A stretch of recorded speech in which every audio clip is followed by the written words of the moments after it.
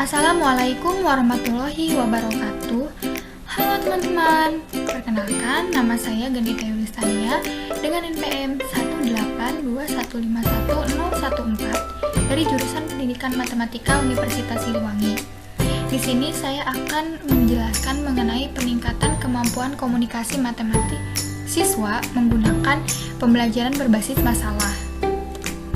Nah, di sini yang pertama saya akan membahas mengenai latar belakang masalah. Nah, ini merupakan poin-poinnya. Nah, di dalam dunia pendidikan, permasalahan yang mendasar terletak pada rendahnya kualitas dalam proses berpikir matematik. Menurut NCTM, dalam Juli pada tahun 2009, pada halaman 209 adalah proses berpikir matematika dalam pembelajaran matematika meliputi 5 kompetensi standar, yaitu kompetensi memecahkan masalah, kemampuan penalaran, kemampuan koneksi, kemampuan komunikasi, dan kemampuan representasi. Nah, jika salah satu kemampuan di atas itu rendah, maka akan berakibat pada rendahnya kualitas sumber daya manusia. Nah, di antara kelima kompetensi tersebut, yang penting untuk dicapai dan yang harus dikembangkan itu adalah kemampuan komunikasi matematis. Nah, kemampuan komunikasi matematis ini sangat penting bagi siswa karena setiap permasalahan sehari-hari membutuhkan komunikasi yang baik untuk menemukan penyelesaiannya. Nah, menurut Chorida pada tahun 2013 halaman 197 mengatakan bahwa matematika itu merupakan suatu bahasa. Matematika suatu bahasa sangat diperlukan untuk dikomunikasikan baik secara lisan maupun tulisan, sehingga informasi yang disampaikan itu dapat diketahui dan dipahami dengan baik oleh orang lain. Dalam usaha mengembangkan komunikasi, siswa harus mampu menyampaikan informasi dengan bahasa matematika, misalnya menyajikan persoalan atau permasalahan ke dalam model matematika agar lebih praktis, sistematis, efisien, dan mudah dipahami. Nah, pentingnya kemampuan komunikasi tidak sejalan dengan kenyataan. Kemampuan komunikasi matematik siswa masih tergolong rendah. Nah, rendahnya kemampuan komunikasi matematika siswa ini dalam pembelajaran matematika dapat dilihat dari jawaban siswa dalam menyelesaikan soal. Di sisi lain, pemilihan dari metode pembelajaran yang bervariasi juga akan membantu meningkatkan kegiatan belajar mengajar dan menumbuhkan motivasi siswa untuk belajar. Agar siswa dapat belajar dengan baik, maka metode mengajar harus diusahakan seefisien dan seefektif mungkin. Nah, selain itu, pemilihan model pembelajaran juga mempengaruhi kemampuan bermatematika siswa.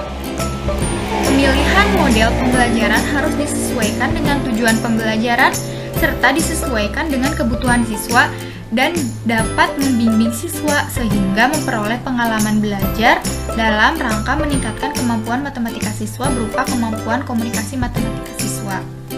Nah, dari penjelasan yang telah diuraikan tadi, maka peneliti akan melakukan suatu penelitian yang berjudul mengenai peningkatan kemampuan komunikasi matematik siswa menggunakan pembelajaran berbasis masalah. Selanjutnya yaitu rumusan masalah. Yang pertama ada apakah peningkatan kemampuan komunikasi matematik antara siswa yang belajar dengan menggunakan pembelajaran berbasis masalah lebih tinggi daripada kemampuan komunikasi matematika siswa yang belajar dengan menggunakan pembelajaran biasa. Kemudian yang kedua, apakah terdapat interaksi yang signifikan antara kemampuan awal siswa dan pembelajaran terhadap peningkatan kemampuan komunikasi matematika siswa. Selanjutnya yaitu mengenai definisi operasional. Yang pertama itu ada kemampuan komunikasi matematis. Nah, apa sih kemampuan komunikasi matematis itu? Jadi, kemampuan komunikasi matematis itu merupakan kemampuan siswa dalam menyampaikan ide matematika, baik secara lisan maupun tulisan. Kemampuan komunikasi matematis peserta didik dapat dikembangkan melalui proses pembelajaran di sekolah. Nah, salah satunya adalah dengan proses pembelajaran matematika. Nah, hal ini terjadi karena salah satu unsur dari matematika adalah ilmu logika yang mampu mengembangkan kemampuan berpikir siswa. Dengan demikian, matematika memiliki peran penting terhadap perkembangan kemampuan komunikasi matematisnya. Nah, kemudian yang kedua ada pembelajaran berbasis masalah. Nah, pembelajaran berbasis masalah itu dalam bahasa Inggris merupakan Problem Based Learning atau disingkat PBL. Adalah suatu pembelajaran yang menyuguhkan berbagai situasi bermasalah yang autentik dan bermakna kepada siswa yang berfungsi sebagai landasan bagi investigasi dan penyelidikan siswa.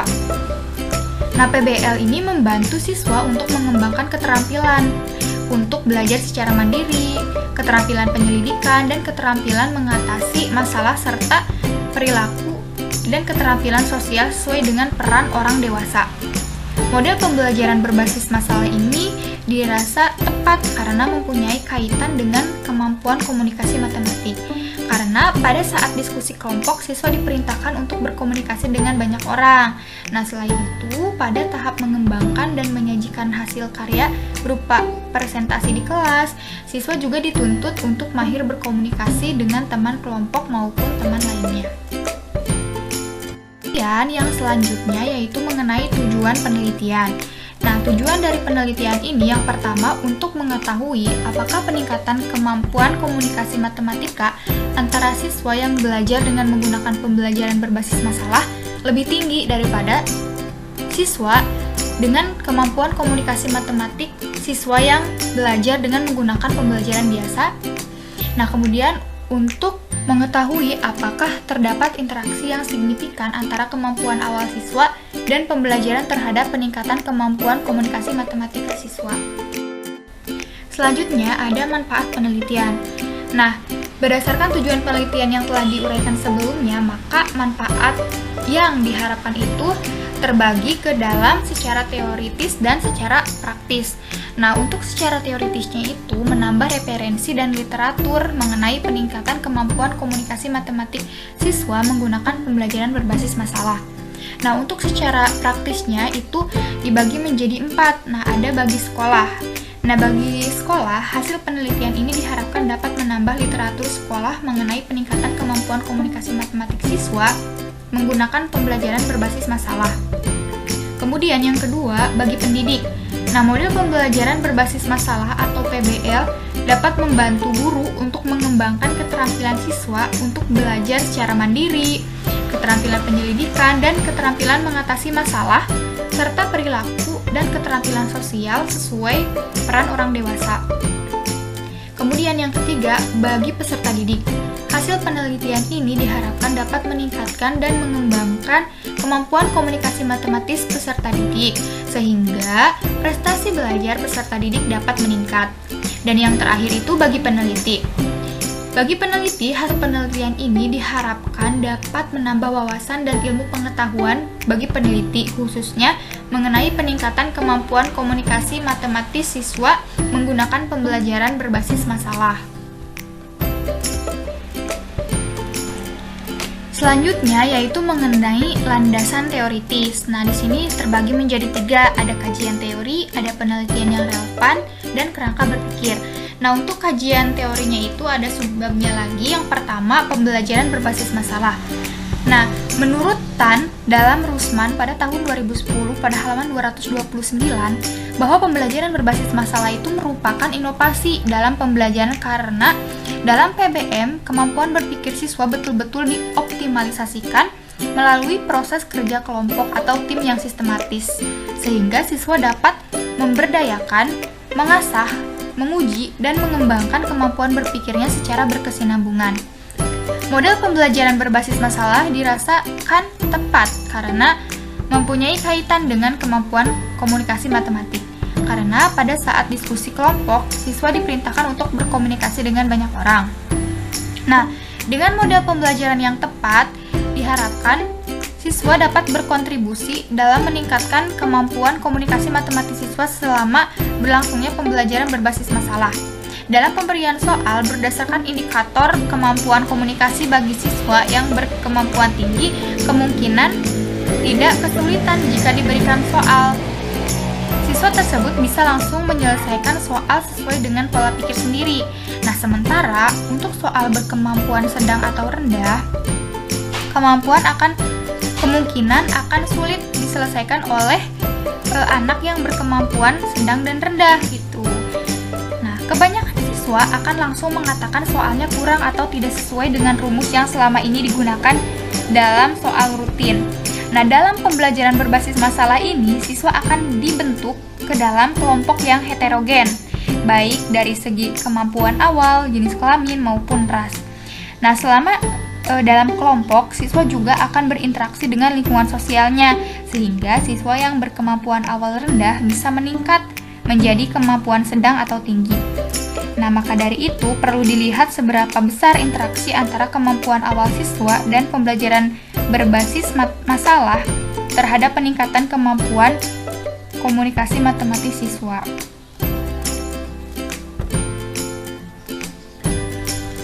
Selanjutnya yaitu langkah-langkah pembelajaran berbasis masalah. Pelaksanaan pembelajaran berbasis masalah ini memiliki ciri tersendiri berkaitan dengan langkah pembelajarannya. Barrett pada tahun 2005 menjelaskan langkah-langkah pelaksanaan PBM. Yang pertama, siswa diberi permasalahan oleh guru atau permasalahan diungkap dan dari pengalaman siswa. Kemudian yang kedua, siswa melakukan diskusi dalam kelompok kecil dan melakukan hal-hal.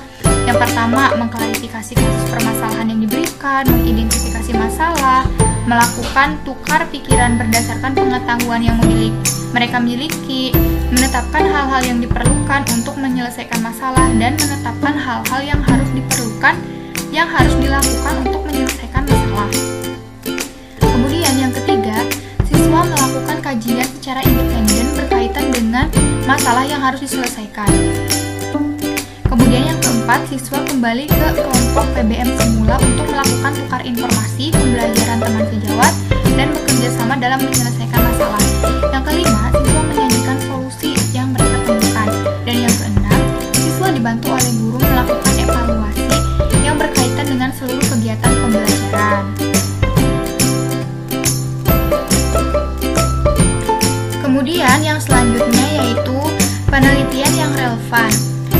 Beberapa penelitian yang relevan dengan penelitian ini diantaranya dilakukan oleh Oktaviana Nirmala Purba pada tahun 2006 dengan judul Peningkatan Kemampuan Komunikasi Matematik Siswa Menggunakan Pembelajaran Berbasis Masalah. Kemudian ada juga penelitian yang dilakukan oleh Winda Puri Hastuti pada tahun 2014 dengan judul Peningkatan Kemampuan Komunikasi Matematis Melalui Strategi Problem-Based Learning bagi siswa SMP. Ada juga penelitian yang mengkaji mengenai penelitian ini bertujuan untuk mengkaji peningkatan kemampuan komunikasi matematik pada siswa SMP. Negeri 22 Surakarta kelas 7C semester genap tahun ajaran 2013-2014 melalui strategi pembelajaran berbasis masalah. Yang selanjutnya yaitu kerangka berpikir. Rendahnya kemampuan komunikasi matematik siswa dalam pembelajaran matematika dapat dilihat dari jawaban siswa dalam menyelesaikan soal. Hal ini ditandai dengan siswa yang belum mampu memberikan argumen yang benar dan jelas tentang soal-soal yang mereka selesaikan dalam bentuk soal cerita, sehingga siswa belum mampu untuk membuat langkah-langkah dalam menyelesaikan masalah yang diberikan. Pemilihan metode belajar yang bervariasi akan membantu meningkatkan kegiatan belajar mengajar dan menumbuhkan motivasi siswa untuk belajar.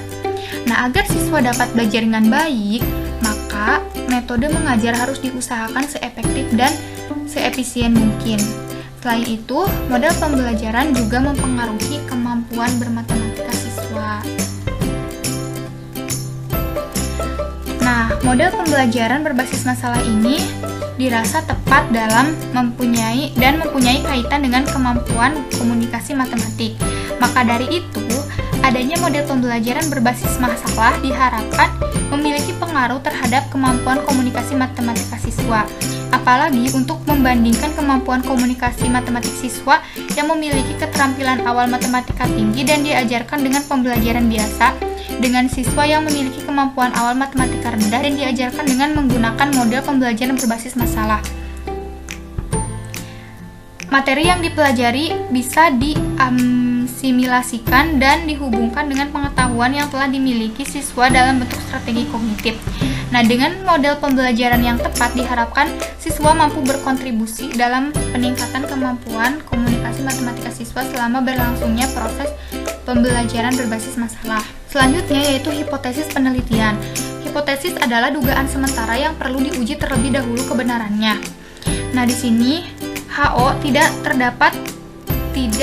terdapat interaksi yang signifikan antara kemampuan awal matematika siswa dan pembelajaran terhadap peningkatan kemampuan komunikasi matematik siswa. Kemudian hanya terdapat peningkatan kemampuan komunikasi matematik siswa menggunakan pembelajaran berbasis masalah.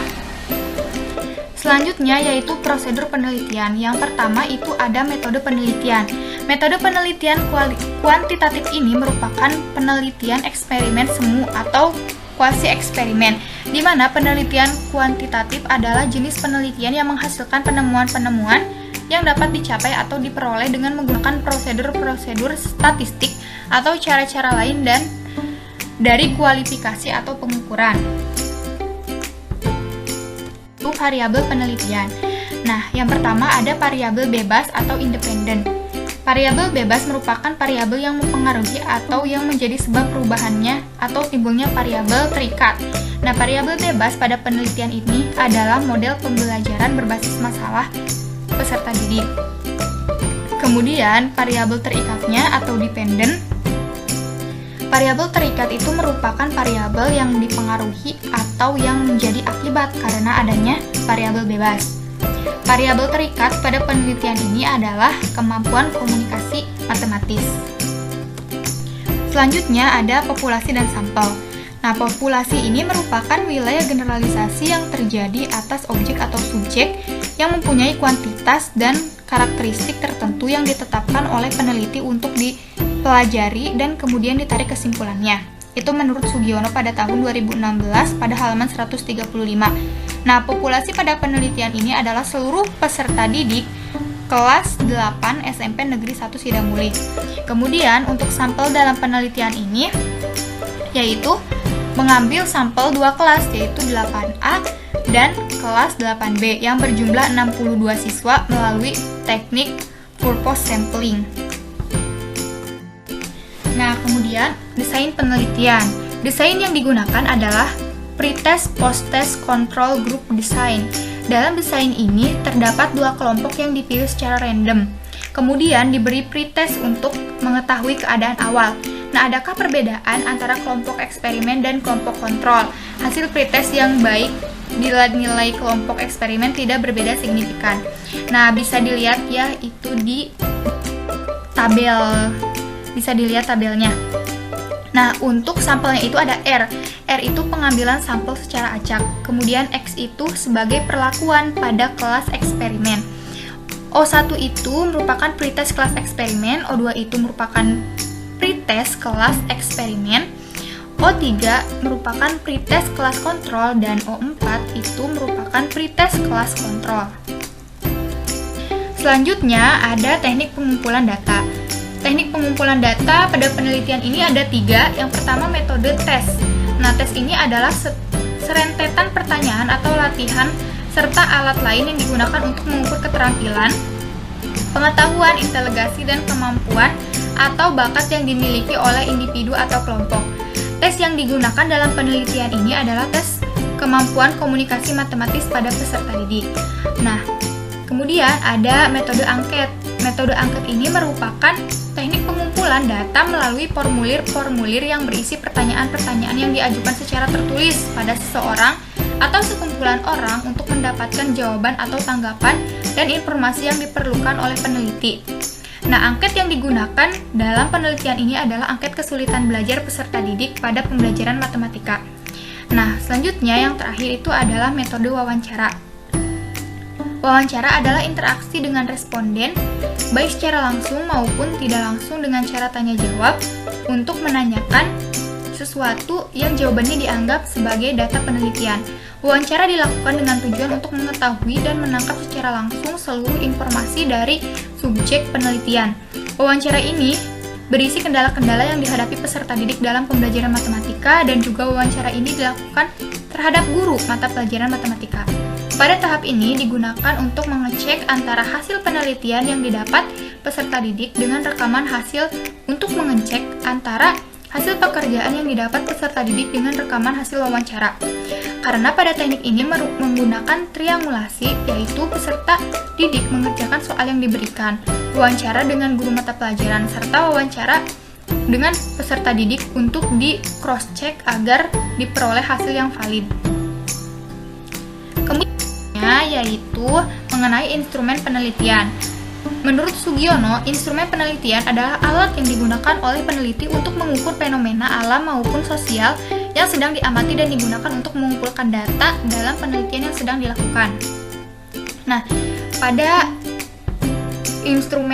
penelitian ini, instrumen yang digunakan adalah tes soal kemampuan komunikasi matematis, yaitu diberikan kisi-kisi tes kemampuan komunikasi matematisnya. Ada teknik analisis data. Analisis data bertujuan untuk memperoleh makna dari data yang sudah terkumpul. Analisis yang dilakukan adalah tes kemampuan komunikasi matematis.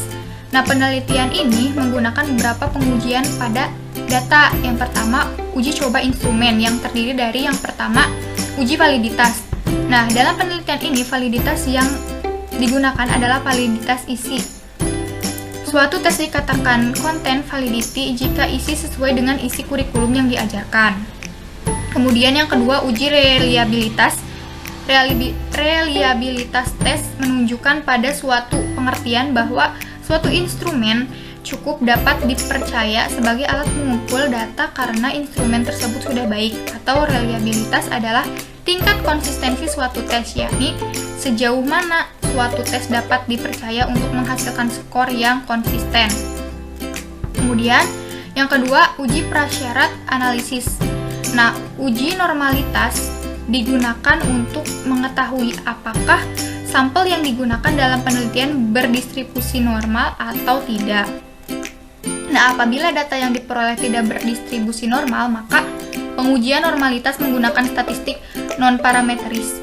Statistik non-parametris kebanyakan digunakan untuk menganalisis data ordinal dan nominal, sedangkan statistik parametris kebanyakan digunakan untuk menganalisis data interval atau rasio. Kemudian, uji keberartian regresi. Uji keberartian regresi dilakukan untuk mengetahui berarti tidaknya variabel bebas dan terikat yang telah dibentuk melalui persamaan regresi linear sederhana. Kemudian ada pengujian linearitas regresi. Pengujian linearitas regresi bertujuan untuk mengetahui apakah garis regresi antara X dan Y membentuk garis linear atau tidak.